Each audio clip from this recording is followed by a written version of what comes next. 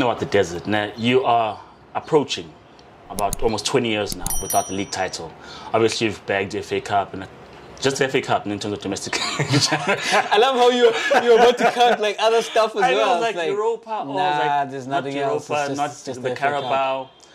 Fine, those are recent and those were good in terms of boosting the idea that Arteta's going somewhere with the team.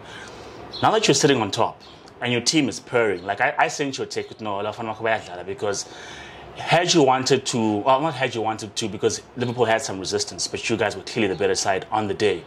The question is, top of the league, despite what the team position number 2 is doing with their Haalands and De Bruynes and their score lines and them demolishing Man United and all comers, you guys are going about your business confidently. Besides the blip against United, you guys go into games confident, you guys play well, you guys justify. Thomas Partey comes back, well integrated. Saka's still flying high, Martinelli's still flying high, Gabriel's still doing the business. The question is, as the table toppers, Arsenal, is this time to believe that you guys can go all of the way? Or do you think that City will eventually come through and take it? But is it time to believe? So Arsenal sit on top of the league with 24 points. And in the last 10 years, only Manchester City, I believe when they went on to get 100 points, as well as Liverpool when they went on to get 99 points, have had a greater total of 25 at this juncture.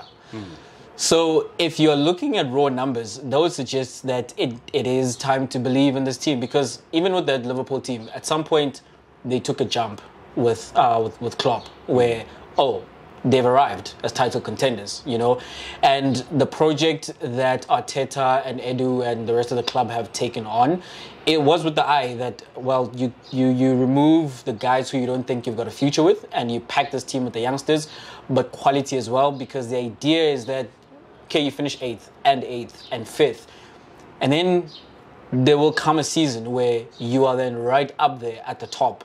So the question is it this season? If you're asking me specifically, Chuck, as an Arsenal fan, there's too much PTSD for me to be full on that I believe. There's a lot of Arsenal fans who they're on the bandwagon, you know, they are on it, and it's, well, one of the things that I believe this, that the league table doesn't lie. And if you're sitting on top of the table, it means you're a quality team. But teams have sat on top of the table at this juncture. In the last few years, Chelsea have been top of the table. Frank got fired not too long after that. You've had Spurs top of the table. Mourinho got fired not too long after that. So it for me, it doesn't really mean anything other than the fact that this team is better than they've been in a number of years. And you see the project that Arteta is building with these youngsters. You see them playing for him. You see them believing in one another. You see them going into these matches confidently, as you say, that they can match up against the Spurs and beat them handily at home. They can match up against the Liverpool, given that Liverpool are struggling, you know. But there is a history where, like, Klopp's team have wiped the floor with Arsenal, like, since he's been there. So yes, they have injuries, yes, they're struggling, but the result is important for the psyche of this team and in terms of gauging where this team are. One of those checkpoints for me will be what do Arsenal look against Manchester City, which is another team which has done whatever they've wanted against Arsenal, you know. But you look at that match and you look how the players played. You see a Thomas Partey and how he's so physical in defense and how he gives you those forward passes. You look at Martinelli, a guy who in the past they've said, I'd be happy with Arsenal moving on from him, because I started to see the same things I was seeing in Theo Walcott, where he's a road runner, but there's not much football IQ.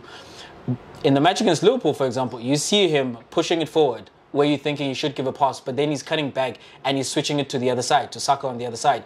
You see him making the runs, intelligent runs behind the defense, stretching the defense. You still see him pressing. You still see him putting a shift in defensively. And it's not just a guy who's just got legs under him. He's playing football. You know, his partnership with Gabriel Jesus. You love to see those things. Saka, beginning of the season, it's like, you need to step it up, seeing how everybody else is playing, and he stepped it up. Granit Xhaka, a guy also I was very happy to let go of many times before. I know. He's getting into goal-scoring positions. He's assisting. He's also still defensive. The only thing that he's not that he's not doing, that he doesn't have his pace and that he can't control that, you know. But overall, his game, this is the guy who Arsene Wenger signed for Arsenal, you know. And then you still look at Martin Odegaard, who I think there's still so much football that still needs to come from there. And you salivate at the prospect that if he then like hits his potential, if he hits his ceiling, what then does this team look like? You know, so there's reason to be excited. There's reason to think that they're going to be right there pushing it towards the end of the season. But in terms of, do I think they're favorites? No. Do I think that Arsenal are going to win it? I don't think so either. And I am cautiously, as an Arsenal fan, I'm cautiously excited because we've been here before in the last 15 to 20 years and it's not ended well. Like every single time it's not ended well. So cautiously excited, but there is a monster in this league. You have to slay that beast. I'll say this, Chuck. I do think Arsenal are title contenders by virtue of, if you look around, there is no one else. But also, they from what you've seen so far, they can hang with everybody else. And you know, with regards to what you do in those clashes against the Big Six, in 2016-17, if I'm not mistaken, Liverpool came out on top of that mini table against like Big Six, but they finished fourth. You know, the league is not won and lost per se in those clashes.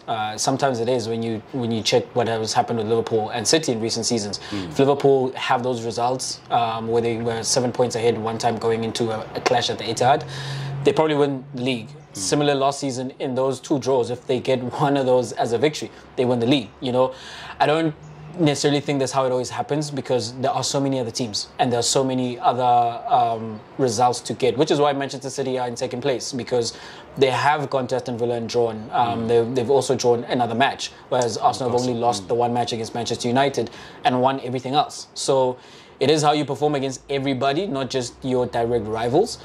And so far, even in games against the direct rivals, Arsenal have looked good. Even in that United match, performance was there. The result ultimately wasn't, you know. And one of the things that I was asking of Arsenal in the games going into the games against Spurs and Liverpool was, I don't want to come away from those matches as a fan with moral victories. I don't want to have the sense that, oh, we played well, but then we still shipped 3 and lost, you know. And played well and got the results. Even within a short period of time, that's growth. And you're excited when you see things like that. With regards to, are they going to finish well? It's easy to finish well when there's no pressure. I'll say that. But if you are right there, where it's a month of the season to go, and there's not many points, if any, between you and your rivals, that's a different kind of scenario. You know, it's not similar to, you've got nothing to play for, just go out and enjoy your game. We saw what Arsenal did against Everton in the last game of the season, last season, like putting 5 past Everton. But then what did they do in the 2 games prior to that against Spurs, against Newcastle, when everything was on the line, you know? And those are one of the checkpoints that this team needs to get through. You need to get through the World Cup, you need to get through Christmas, and then we need to see when you do start playing your frontline players, if you're going deep into Europa and you're trying to win that competition as well with those middle games, how do you then look like on the weekends? And then finally, how do you finish? If you have a chance to actually win the whole thing, how are you going to finish? There are questions. So far, they've been answering them admirably. There are still questions though. Whereas with City, not many, because they've done it, you know. So it should be interesting for the sake of myself and Arsenal fans. I hope we're right there. Also for the sake of the league, because I said we're farming at this point. And if Liverpool are falling away and the other team is not, and they just continue, come what may, whoever the contenders are, and they just keep winning it, we're farming. But would you say now is the time to believe? For others, not for me personally. I just can't bring myself to it, Chuck. As I said, like I even heard on a broadcast yesterday that the last 2 times a team, I think, started with this number of points or were on top after this length of time and did not win was Arsenal. So these things happen to Arsenal. Like, and you know what? These are not those teams. You can argue that, but it's the same thing when we all make the argument that Proteas choke. For whatever reason, the thing follows you until you break that curse. There is a black cat running around in that place. Until you do it, you are going to be viewed as that team. You might call me a sellout, but I also view it that way. You know, I tend to think that I'm more realistic. But again, Chuck, the proof has suggested the one thing. You know, the other thing that you want to believe in is things that you cannot hang your hat on. It's just the romance of it. It's just how you feel about the team. And I will not discourage Arsenal fans who want to believe at this point. I'm living vicariously through them, actually. But for me, this is still a young team. And again, they've not proven anything. They still have to go out there and do it. They're doing it thus far, but it's a long season, and we have to see it. I have to see it to believe it.